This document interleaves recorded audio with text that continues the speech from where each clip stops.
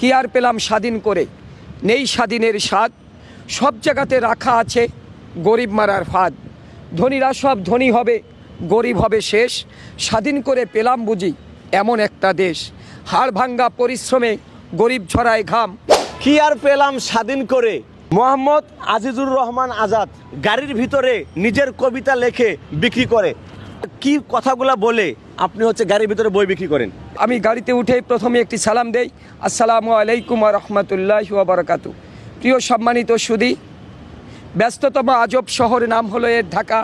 ভালো লাগে না নগর জীবন, নাই কোথাও ফাঁকা। আসছে মানুষ, বাড়ছে মানুষ, উঠছে পাকা বাড়ি, অসহ্য যন্ত্রণা, জ্যামে আটকা গাড়ি। প্রিয় সম্মানিত সুধী, এই আমি ঘন্টার পর ঘন্টা একই স্থানে বসে থাকি 3 ঘন্টা, কিন্তু গাড়ির চাকা আর ঘোরে না। অবশেষে মনের দুঃখে কষ্টে ক্লান্তি হয়ে ওই ঢাকা